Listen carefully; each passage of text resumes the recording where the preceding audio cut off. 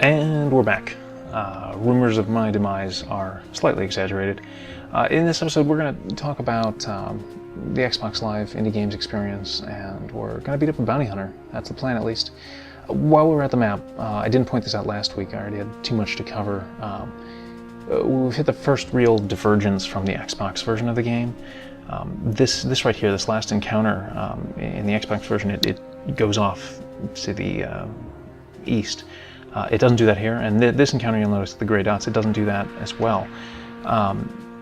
Why would I do that? This version is significantly more linear than the Xbox version, and the question you might ask, why would you take away player freedom? Well, the answer is difficulty curve. The previous game was all over the place in terms of difficulty. The Pirates level that was up here was significantly more difficult than this level here. And I tried to make everything after this point sort of relatively even, and the idea was that was hard. You'd go there, try it out, it'd be too hard, you'd come back and go down here, and that's just a bad idea. All of that branching was confusing. You didn't really know which way to go. You could go down here and go around, or you could go over here and around. And I didn't really like having a separate hard mode, which was sort of a substitute for difficulty curve.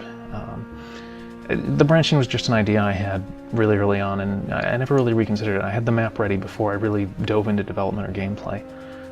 So now I can have a decent progression of difficulty. I can kind of ramp up in later battles to what was the hard mode version.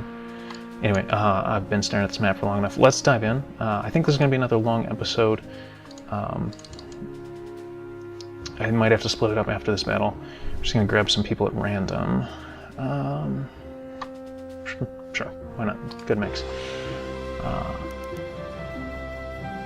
So, anyway, while these guys are taking their turn, we'll start with X and A and C Sharp. X and A is a pretty slick framework overall. The API is pretty well thought out. Let's move him here. Let's move him up a little bit and block. The API is pretty well thought out. It gives a reasonable amount of stuff. It has a lot of stuff that from things I've used before. It has things that those systems didn't have. Specifically, I'm thinking of SDL and Allegro didn't have some of the game loop timing, resource loading, some of that stuff that's just baked in.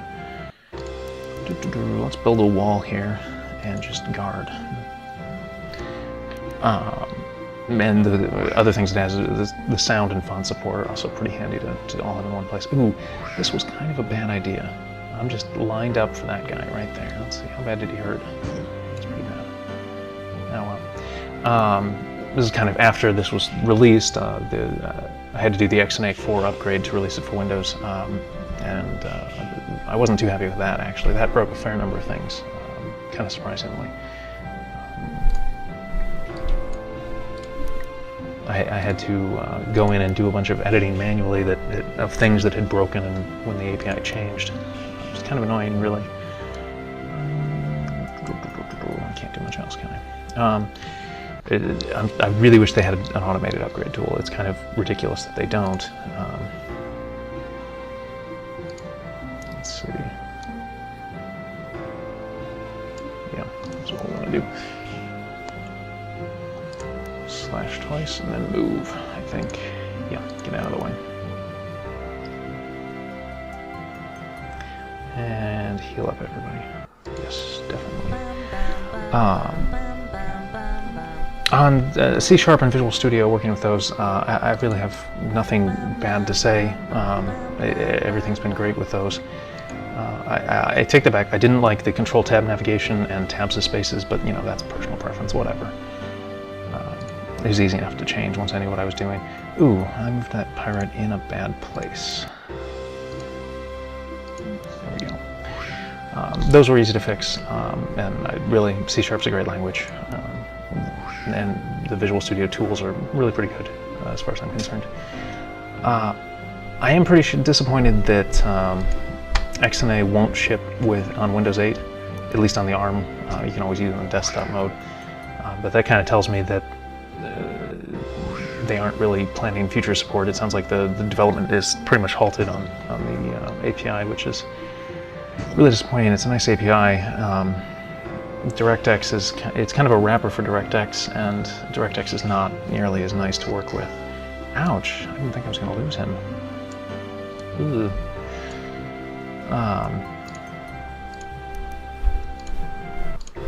Let's see if we can get rid of both of these guys this turn.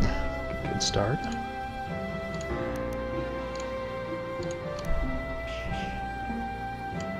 Nice, nice, nice, nice. What was I talking about? I wouldn't be surprised if Windows 8 does ship something later. It's really just a wrapper for DirectX. XNA is really just a wrapper for DirectX. So it wouldn't surprise me if that comes in later. I think Microsoft is probably trying to get all of their... they're trying to really build up Windows 8, get that out the door, and then maybe we'll see some more out of that. That would be nice. Anyway, next up I want to talk about Xbox and developing for the Xbox and kind of the limitations I ran into. Pretty clearly I am not taxing the video card. I mean, nothing I'm doing is particularly intensive, or performance intensive at least. Just keep slashing him. I did run into a bottleneck with single core processor performance, and that's my fault. That's just the way the AI is written, and I would have run into that problem pretty much anyway, no matter how I'd done it. I'll save the architecture and details for later. That's a whole nother episode, I think. Short version is I had to do some optimization for it, some specific pieces of optimization. Some other tidbits from the Xbox development. Hard drive access is really slow. Wow. I was not expecting that. I mean, they'd said it's slow in the API documentation, but it is painfully slow.